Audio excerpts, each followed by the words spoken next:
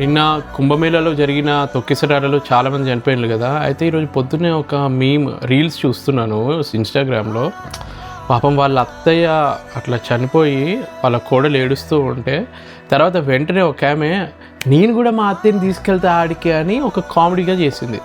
నాకు ఎక్కడ ఒళ్ళు మండుతుంది అంటే దేనికైనా ఒక లిమిట్ ఉంటుంది. ఒకరు ప్రాణం పోయి ఏడుస్తుంటే దీని మీద అత్తా కోడళ్ళ జోకులు వేసుకునే అంత లెవెల్కి జనాలు దిగజారిపోతున్నారు.